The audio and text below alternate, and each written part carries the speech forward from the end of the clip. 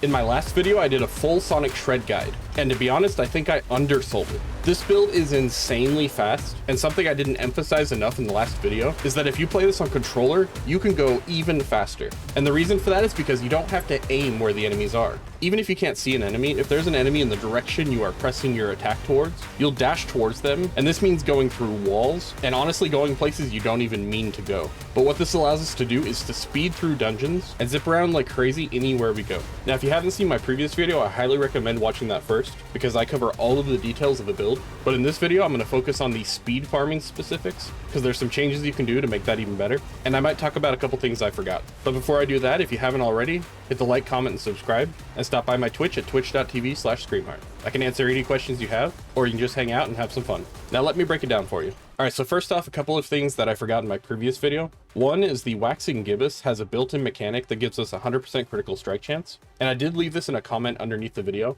but in case you didn't see it, basically you don't need to prioritize critical strike chance at all in the gear, which is already what I had recommended, but I may have confused some people when I was talking about spear boons and saying scythe talons could give you critical strike chance. Another thing I forgot to mention in the video is your consumables. So I personally like to either go with the attack speed and lucky hit chance or the max life elixir, and that's going to depend if my attack speed is capped out or not. Then I'm going with willpower, maximum life or armor if you need it, and then we're going with the resistances. Now that we have those notes from the last video out of the way, let me show you the speed farming setup. So the main changes we're doing for the speed farming come down to the runes and this Erida's ring. So for the runes, I'm going with Bach Jaw, and this one is really nice because it gives us a teleport, and because we're using the Bach rune, it means as we're dashing around, we're getting this extremely quickly. So it's just another layer of mobility, and it helps you to fill the gaps between where you have enemies when you're moving through a dungeon, or if you're doing something like Infernal Hordes, you can jump across the room with the teleport and then leap to the enemy target. For the other runes, we're going with Moni Yam, and this is going to make it to where our Petrify is activated quite a bit.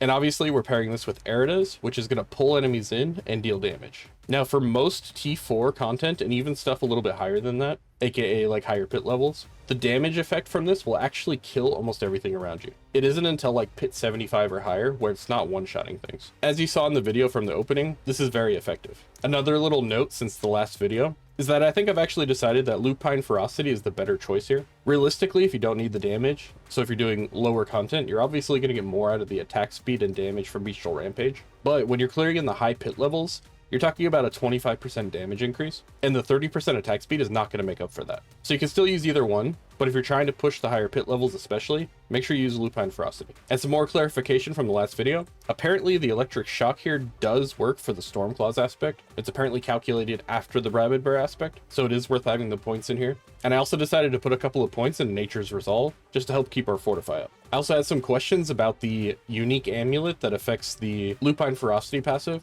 and just so you know, it does not end up being better damage running that. The legendary amulet is definitely the way to go. There were also some people that were questioning Toxic Claws, but they were confused, and you got to keep in mind that Toxic Claws is being doubled because we're in werewolf form. So we're getting 10% per point, so it's definitely also the best passive here. Actually, scratch that. Envenom is technically the better passive because we have so many ranks from our weapon already. So technically you'd rather have more points than Envenom, but they both give 10%, so it's not going to be that big of a difference. But if you're going for every bit of power, Envenom's going to be your better choice. There were also some people questioning the Tybalt's Will, and I really do think that this is better than the Agile Wolf. After spending a lot of time on it, this is just much more consistent damage, and the damage reduction is insane. So not only can you just cruise through, but I think the damage is comparable as well. So unless you really needed armor or something that you could get from a legendary item, I'd highly recommend just sticking to the Tybalt's Will. Now I think that's about all the updates I have for you. Hopefully the speed farming variation will help you guys out when you're doing the easier content, but I'm going to put some full uncut gameplay at the end of the video for you guys so you can watch that.